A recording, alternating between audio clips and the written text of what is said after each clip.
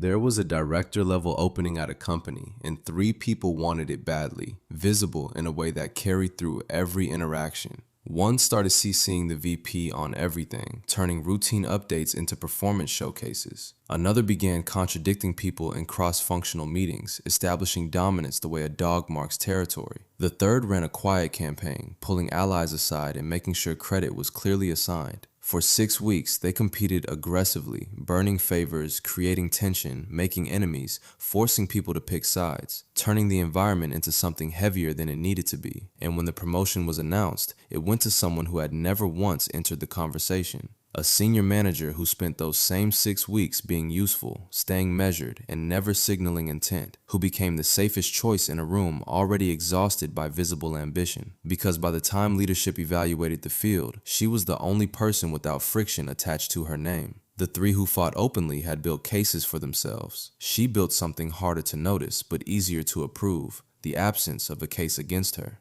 That sequence has repeated itself across companies and industries over the years, with the same pattern and the same outcome, where the people who compete the hardest reveal the most, and the one who wins is often the one no one was actively tracking. Most of us were taught that workplace competition looks like force. Speak more, advocate louder, challenge rivals, make sure people see your ambition. And sometimes that works. But in every organization I've been inside, there has been another kind of operator, the one who never enters those visible contests at all. They don't argue for credit. They don't race to answer. They don't volunteer their intentions before the room has shown its cards. And because they don't compete in the ways people are scanning for, nobody builds a coalition against them. Nobody prepares. Nobody even thinks to. That's not a failure of attention. That's the strategy working. Open competition is a disclosure event. The moment you fight visibly for something, a promotion, a project, a seat at the table, you hand every observer a map. What you want, how badly you want it, where your ego sits,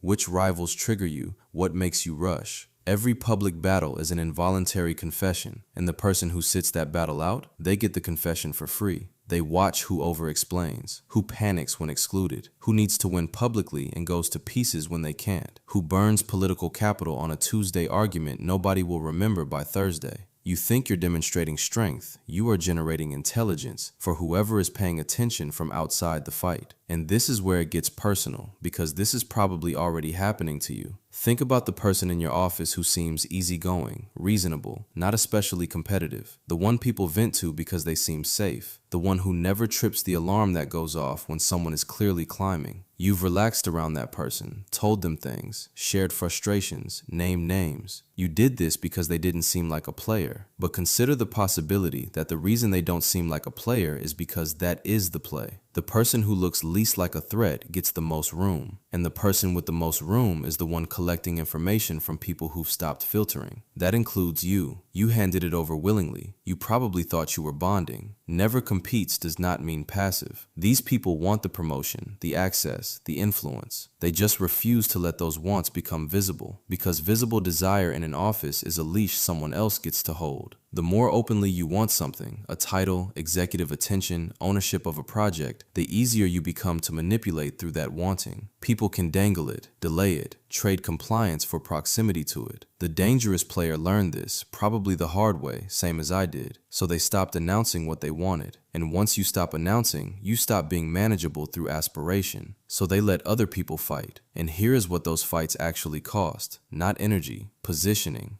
You go hard in a meeting. You make your case, you push back, you win the point. You walk out feeling strong. But here's what also happened. Leadership watched you create 30 minutes of tension. Two peers now see you as a problem. Your name starts showing up in hallway conversations not as impressive, but as a lot. Someone uses the word difficult about you in a skip level, not as an accusation, just as a description, and it sticks. Nobody tells you. You keep pushing because you think persistence is how you get ahead. You've done this. I have. Most people who care about their work have. And the punishment doesn't look like punishment. It looks like being slowly, invisibly reclassified. Meanwhile, the person who said almost nothing in that same meeting, who asked one sharp question and then let the room exhaust itself, gets described afterward as measured, as having good judgment. Once that label lands, it doesn't come off. They start getting pulled into conversations you don't know are happening. the meeting before the meeting, the call that decides the framing before the deck is even built. Not because they campaigned for it, because you made the room tired and their composure looked like the thing leadership actually wants at the next level. You built a case, they built a contrast. The contrast won. This is the part that should genuinely bother you. The dangerous player doesn't just avoid competing, they benefit from your decision to compete. Your urgency is their backdrop. Your friction is their calm. Every time you scramble to claim credit, to correct the record, to make sure you're seen, you are generating the very conditions that make their restraint look like strength. You are building their brand for them by destroying yours in public. And you won't realize it because nobody is going to tell you. They'll just start inviting someone else. They understand something about offices that most people learn too late if they learn it at all. You can win the argument and lose the room. You can get credit for the idea and still become someone leadership finds exhausting to manage.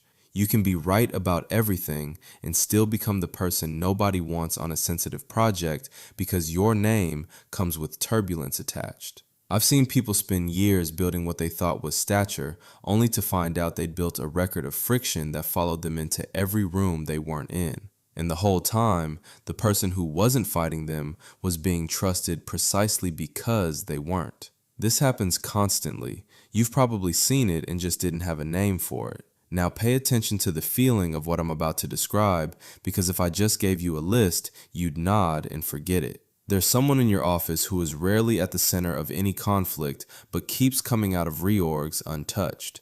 People from opposing camps both still talk to them, which means they're getting information that anyone who's picked a side will never see. They don't overreact when passed over. Don't rush to claim wins. Let louder people burn reputational energy on battles that felt critical in the moment and look petty 3 months later. They are nearly impossible to bait, and they never seem desperate for advancement, which is exactly the quality that makes leadership feel safe advancing them. You've sat across from this person.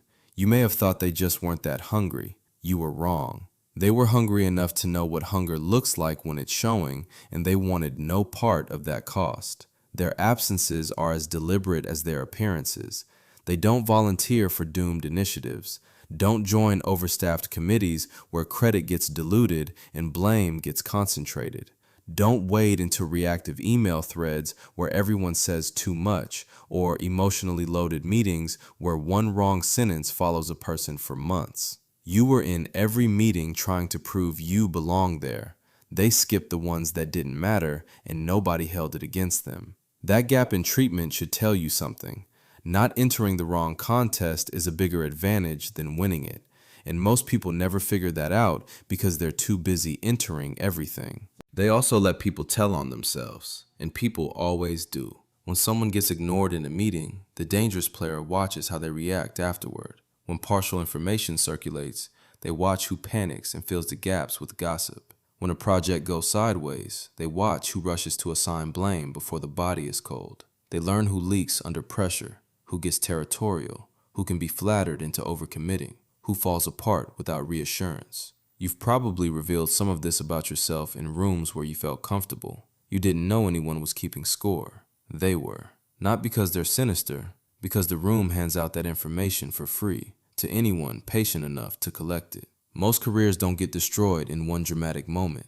They get eroded. The urgency to respond before thinking, to defend yourself the instant you feel slighted, to correct the record before anyone asked, to prove you matter on someone else's timeline. Every time you rushed, you revealed something.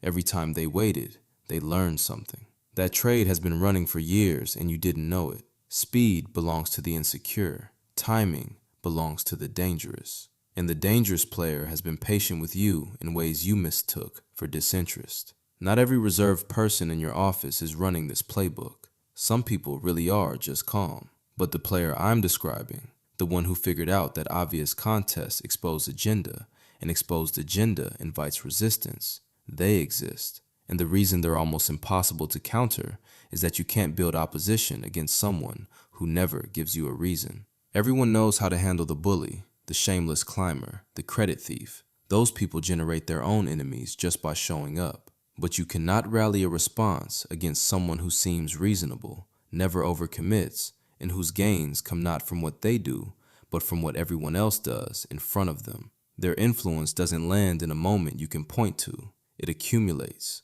and by the time the pattern is clear enough to name, it's already the structure you're living inside. The workplace is not just a contest over skill. It is a contest over exposure. Everyone else thinks the game is about credit, performance, visibility. This player is managing something different. Who in the room becomes readable and who doesn't? Who gets predictable under pressure and who stays hard to pin down? The distance between how well they understand you and how little you understand them, that's the advantage. It was built in every meeting where you said too much and they said just enough. Every conflict where you showed your hand and they watched you do it. You tracked the rivals who announced themselves. You prepared for threats you could see. You spent your credibility on people who fought you back in the open. But the most dangerous player was never in that fight. They were off to the side, watching it produce exactly the kind of mess they knew how to walk through clean. And the worst part, the part that should stay with you long after this, is that you probably thanked them for being so supportive while they did it.